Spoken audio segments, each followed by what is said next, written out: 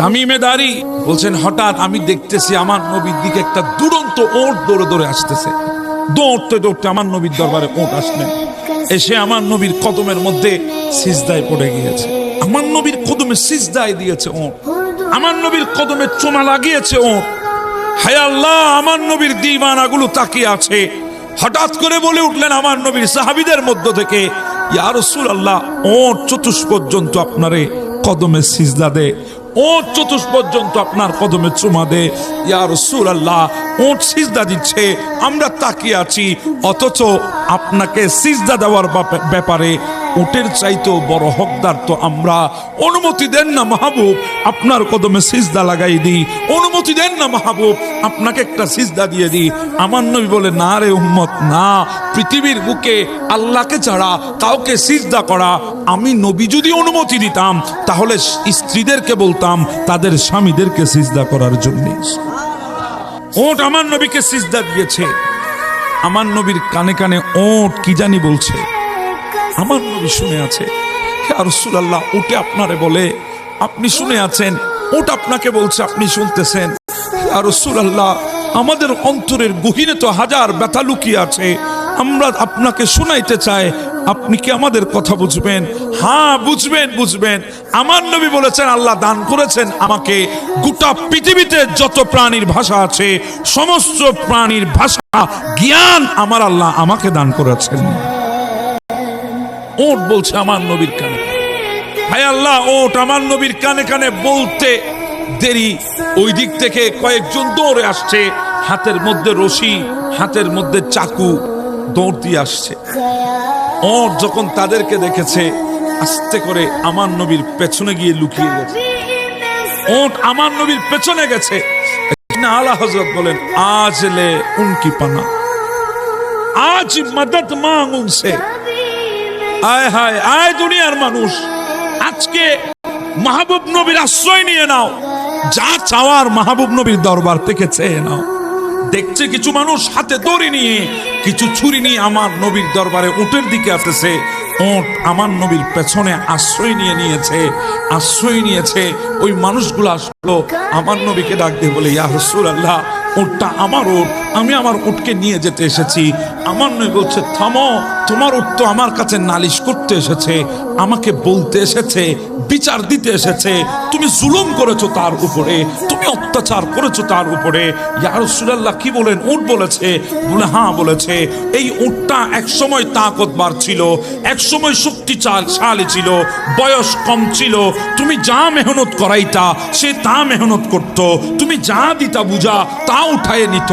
আজকে সে পারে না, বয়সের ভারে আজকে সে ঝুঁকে গেছে, চামড়াগুলা ফুটা হয়ে গেছে, চামড়াগুলা ঢিলাঢালা হয়ে গেছে, আগের মতো তাকত নাই, তুলতে পারে না, বহন করতে পারে না।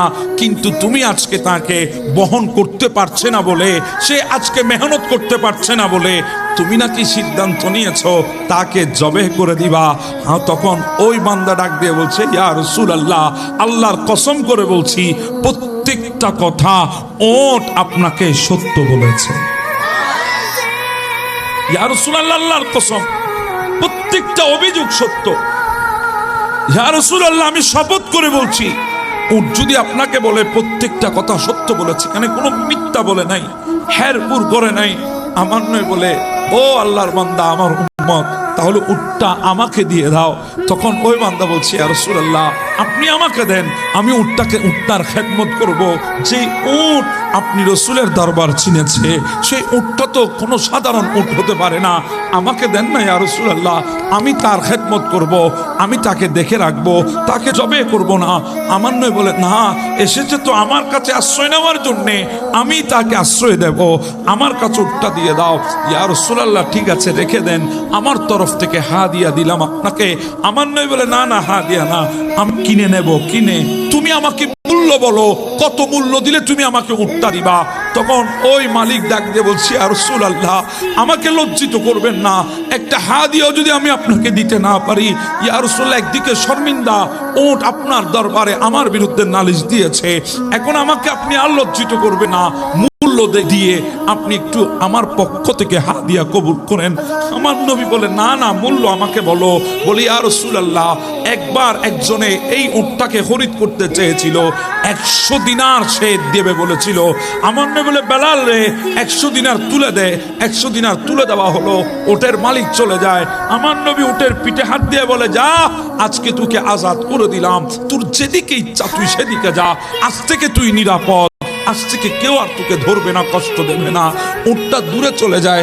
আবার দৌড় দিয়ে আমার নবীর কাছে এসে আমার নবীর কানে কানে একটা শব্দ বলেছে। কথা তো অনেক বলেছে, আমি একটা শব্দ নিয়ে কথা বলি। একটা শব্দ আমার নবীর কানের মধ্যে উচ্চারণ করেছে।